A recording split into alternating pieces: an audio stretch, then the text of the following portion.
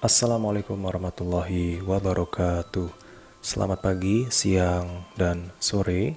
Alhamdulillahirrabbilalamin. Semoga kita semua selalu dalam keadaan sehat, ya, terhindar dari segala macam penyakit. Selamat datang di perkuliahan di jurusan manajemen dakwah. Jurusan manajemen dakwah ini adalah salah satu jurusan ya yang ada di UIN Mataram, Universitas Islam Negeri Mataram, di mana pada Universitas Islam biasanya jurusan-jurusan yang ada merupakan kombinasi antara dua bidang keilmuan, yaitu antara bidang ilmu sains, ilmu pengetahuan digabungkan dengan agama. Ya, salah satu contohnya adalah di jurusan manajemen dakwah ini adalah gabungan antara bidang keilmuan manajemen digabungkan dengan dakwah. Jadi manajemen sendiri berbicara tentang bagaimana ilmu mengatur mengatur banyak hal terutama dalam hal bisnis. Manajemen sendiri banyak sekali praktiknya ya, mulai dari manajemen atau mengatur keuangan, ada manajemen keuangan, ada manajemen pemasaran, manajemen produksi, bagaimana mengatur produksi dan seterusnya ya. Jadi manajemen ini adalah salah satu bidang keilmuan yang sifatnya umum. Hampir semua hal bisa di-manage ya, bisa diatur. Termasuk adalah tentang dakwah. Jadi dakwah sendiri diharapkan bisa di-manage, diatur sedemikian rupa.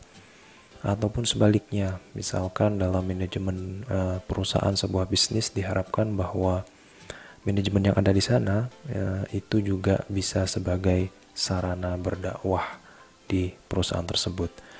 Oke, baik. Di pertemuan ini Bapak akan sampaikan tentang mekanisme perkuliahan kita. Tapi sebelum itu Bapak akan memperkenalkan diri dulu. Perkenalkan, nama Bapak Guru Sugiharto. Usia Bapak saat ini adalah 30 tahun. Ya, Bapak tinggal di Mataram, tepatnya di Pagutan Permai. Itu kurang lebih sekitar 1 kilo lah kalau dari kampus 2 UIN Mataram ya, nggak jauh. Oke, latar belakang pendidikan Bapak, Bapak S1 di Universitas Negeri Mataram, UNRAM, mengambil jurusan manajemen ya. Bapak masuk ke Fakultas Ekonomi dan Bisnis ya. Bapak ambil jurusan manajemen, kemudian di jurusan manajemen ini ada konsentrasinya lagi. Bapak ambil konsentrasi keuangan waktu itu. Kemudian lulus S1, sempat bekerja sekitar 2 tahun, kemudian lanjut ke S2 di jurusan yang sama, masih di kampus yang sama juga. Konsentrasinya sedikit berbeda, waktu itu sempat mau melanjutkan konsentrasi di manajemen keuangan, namun ternyata peminatnya kurang sehingga akhirnya masuk ke konsentrasi lain, yaitu konsentrasi manajemen pemasaran atau marketing. Sehingga kemudian S2-nya adalah S2 marketing atau pemasaran. Oke, baik. Ada beberapa mata kuliah yang pernah Bapak ampu, diantaranya manajemen pemasaran, kemudian manajemen keuangan, manajemen organisasi, manajemen lembaga keuangan syariah, kemudian ada perekonomian Indonesia, manajemen investasi dan portofolio, dan lain sebagainya ya. Rata-rata mata kuliah yang bergerak di bidang manajemen. Oke, baik. Pengalaman Bapak selama ini, Bapak pernah bekerja di salah satu perusahaan milik pemerintah daerah, yaitu PT Gerbang NTB Emas namanya. Ini salah satu badan usaha milik daerah yang ada di NTB, bergerak di bidang konstruksi. Kantor pusatnya tuh ada di samping Transmart. Itu bergerak di bidang konstruksi ya. Bapak bekerja di sana cukup lama ya, sekitar 5 tahun lebih ya, hampir 6 tahun lebih. Oke, di sana Bapak bekerja sebagai staf keuangan dan akuntansi. Ya, Bapak masuk di 2 divisi yang berbeda. Bapak pernah bekerja di divisi keuangan sebagai staf akuntansi, pernah sebagai kasir, bendahara, termasuk ngurus pajak juga dan seterusnya ya. Kemudian pernah juga bekerja di divisi penjualan, pemasaran ya, khususnya di bagian customer service. Jadi customer service adalah bagian yang melayani konsumen yang datang. Oke, kemudian prestasi-prestasi lainnya beberapa diantaranya ini top 15 finalis Putra Epic Model Han. Jadi pernah ikut beberapa ajang pemilihan ini ya, model. Dan alhamdulillah beberapa kali masuk sebagai finalis. Kemudian lain-lainnya pernah juga beberapa kursus dan pelatihan yang dilakukannya. Di antaranya pernah kursus Lombok Pos ya sebagai jurnalis. Waktu itu ada pembukaan kursus broadcasting, Bapak sempat ikut bagaimana caranya menjadi seorang jurnalis atau wartawan ya. Oke, baik, langsung saja kita mulai masuk kepada mekanisme perkuliahannya. Yang pertama kali akan kita bahas adalah tentang penilaian. Nah, ini yang paling penting ya. Baik, yang pertama mengenai penilaian. Penilaian terdiri dari 4 unsur, 4 item. Yang pertama mulai dari kehadiran. Jelasnya kehadiran masuk sebagai salah satu pertimbangan atau bagian dari penilaian. Itu bobotnya sekitar 10%. Kemudian ada tugas ini 20%. Tugasnya seperti apa nanti akan Bapak sampaikan. Kemudian UTS ini 30% ya, ujian tengah semester. Kemudian yang paling besar dan paling terakhir adalah nanti ada UAS atau ujian akhir semester, itu sekitar 40%. Jadi 10%, 20%, 30%, dan 40% sehingga totalnya adalah 100%. Interval nilainya mulai dari kalau jumlah nilainya 0 sampai 50 itu masuk kategori nilai D, kemudian 51 sampai 55 itu C-, dan seterusnya sampai dengan interval nilai 91 sampai 100 itu nilainya A+. Ya, jadi kalau nilai Anda nanti 90 itu masih masuk interval di nilai A ya. Jadi 86 sampai 90 itu masih interval nilai A.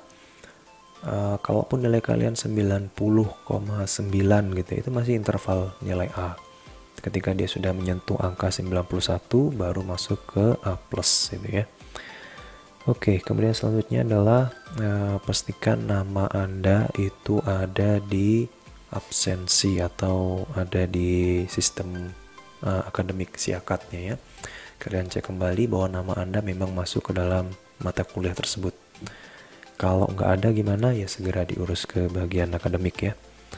Kemudian kalian boleh tidak hadir sebanyak maksimal 4 kali. Jadi kalau sudah masuk 5 kali sudah nggak bisa ikut UAS ya. Oke, kemudian untuk nilai tugas yang 20% tadi, jadi nanti tugasnya itu adalah tugas kelompok ya, nanti akan kita bagi kelompoknya. Jadi pastikan kalian bisa bekerja sama secara kelompok ya, karena yang dinilai adalah kekompakan tim ya, kelompoknya yang dinilai ya. Jadi untuk nilai tugas itu nilai kelompok, nanti untuk UTS dan UAS itu jelas individu ya. Oke, kemudian nantinya ketika presentasi ya, presentasi kelompok, kalau ada mahasiswa yang aktif bertanya kemudian komentar, ketika diskusi tentu nanti akan ada menambah nilai individunya ya. Kemudian mengenai anggota kelompok, apa yang dipresentasikan, bagaimana cara presentasi dan seterusnya nanti akan kita bahas mendekati mendekati hari H ketika akan dilaksanakan presentasi tersebut. Oke, yang selanjutnya mengenai jadwal perkuliahan kita di semester ganjil ini Bapak mengampu ada 3 mata kuliah. Yang pertama ada di semester 1, semester 3, dan semester 5. Untuk di semester 1 kita ada Bapak ada ngajar mata kuliah ilmu manajemen. Ya, ilmu manajemen ini ada 3 kelas mulai dari kelas A, B, dan C. Ya, untuk yang kelas A itu setiap hari Selasa jam 9:10. Untuk yang kelas B setiap hari Selasa jam 7:30. Yang kelas C setiap hari Selasa jam 15:40. Waktu perkuliahan kita sama semuanya, yaitu sekitar 90 menit ya. Jadi kalau masuknya jam 7:30 ya sampai jam 9 ya. Kemudian yang semester 3 ada mata kuliah manajemen pemasaran. Ini setiap hari Jumat, yang kelas A itu jam 15 ya, sekitar jam berapa tuh? Jam 3 ya. Kemudian yang kelas B itu jam 13.30 ya, ba'da sholat Jumat.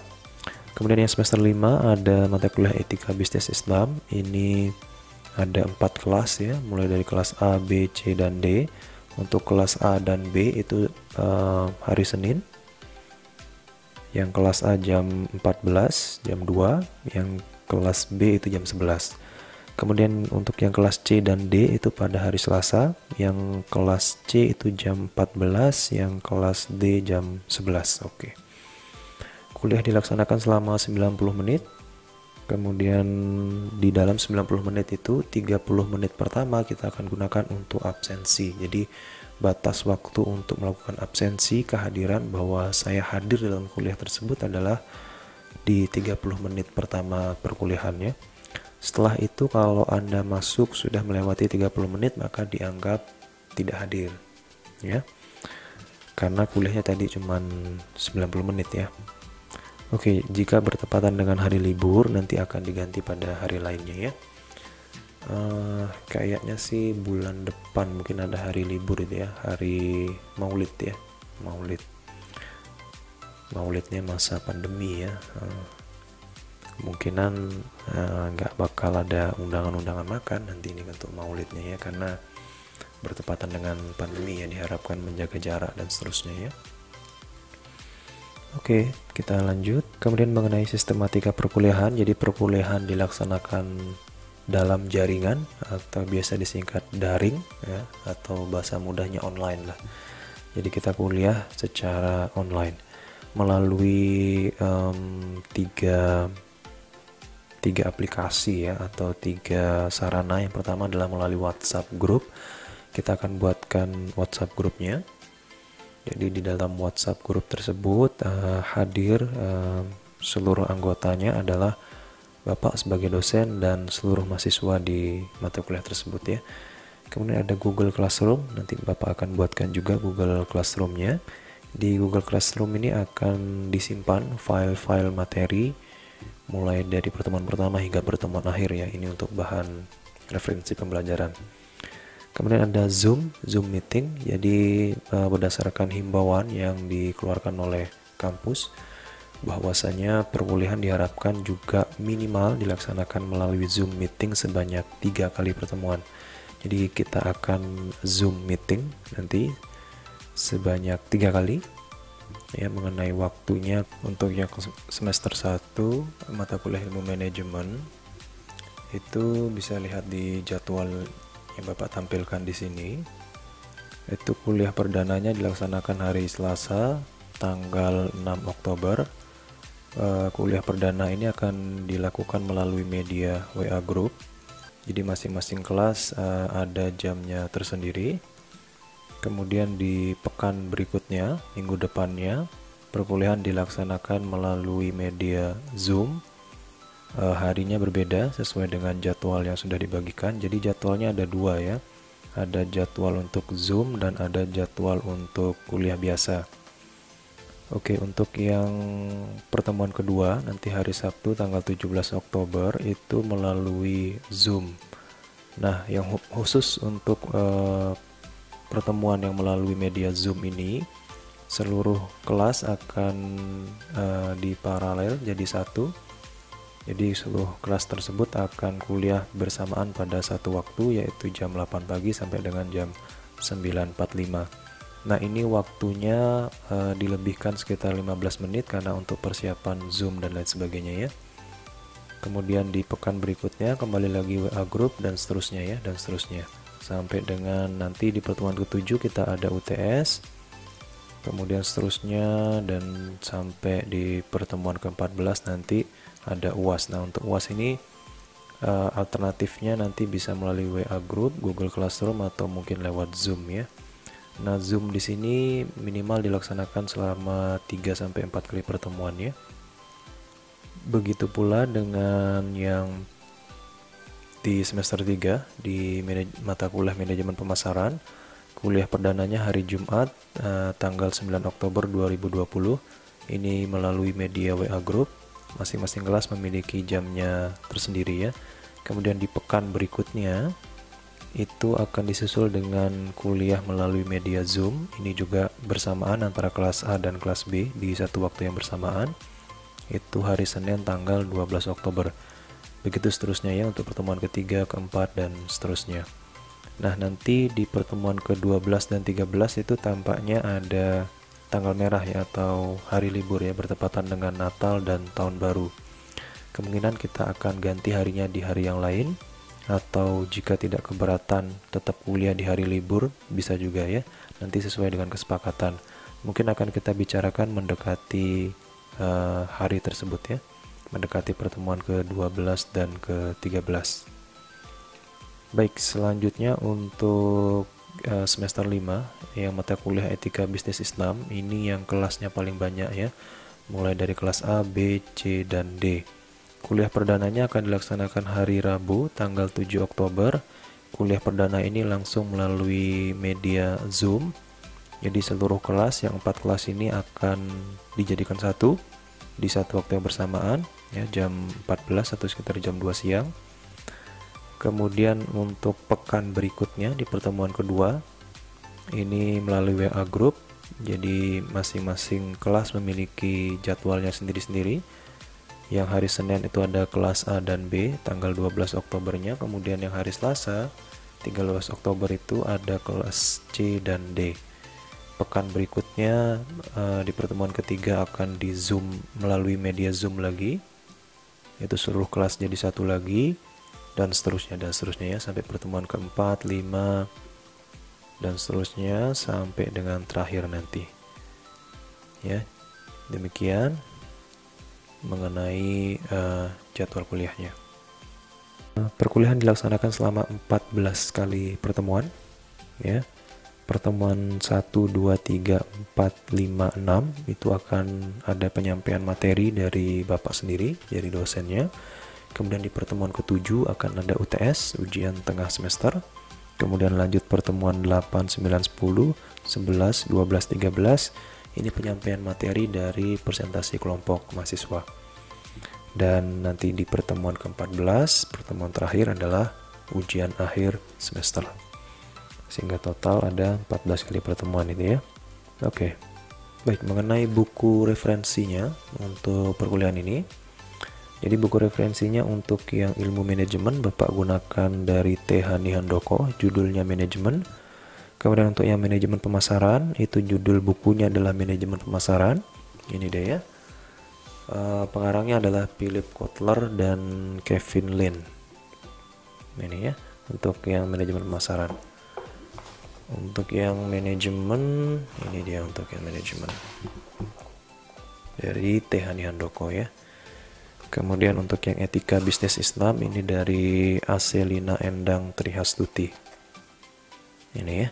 Nanti lebih jelasnya Bapak bisa share di grup WA ya, grup WhatsApp. Oke, itu dia mengenai buku referensinya.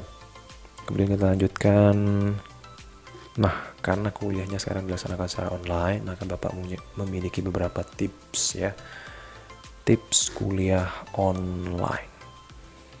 Baik, yang pertama buat jadwal kuliahnya ya, entah itu ditempel kah atau di print atau simpan di HP kalian, terserah ya, tapi pastikan kalian membuat jadwal kuliah kalian tuh setiap hari apa, jam berapa, dan seterusnya.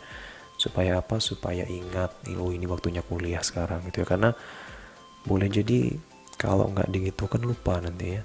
Jangankan seperti itu ya, Bapak sendiri pun ketika mau ngajar pernah lupa ya satu hari. Padahal itu sudah dibuatkan jadwalnya dan segala macamnya ya.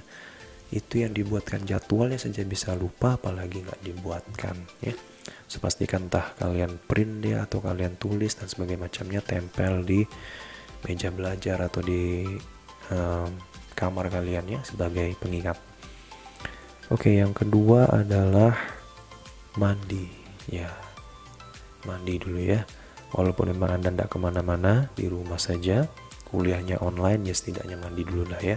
supaya lebih segar ya, sehingga apa ya, atmosfer atau moodnya itu bagus ketika kalian mau kuliah online tuh, karena sudah seger gitu kan. Beda kalau belum mandi, aduh ngantuk bawaannya dan seterusnya ya.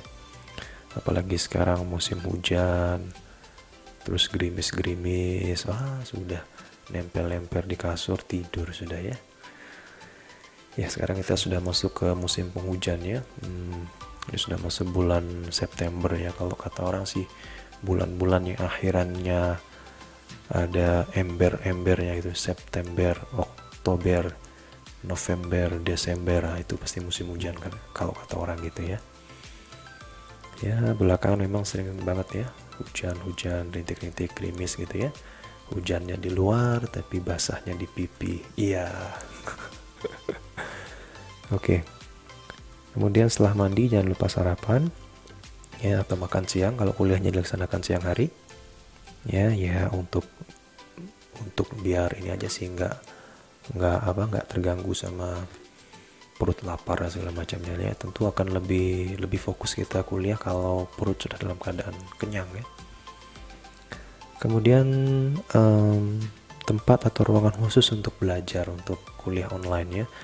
Kalau kalian memang punya satu ruangan gitu ya, memang kosong nggak kepake, entah kamar saudara mungkin nggak dipakai gitu ya, itu kalian bisa pergunakan untuk kuliah online ya. Jadi dirapikan saja kamarnya atau ruangannya, disediakan meja atau kursi ya, atau kalau nggak ada meja kecil ya, meja kecil yang bisa dipakai anak-anak SD itu yang bisa dilipat itu bisa ya, sediakan di sana, kemudian kuliah di sana gitu ya.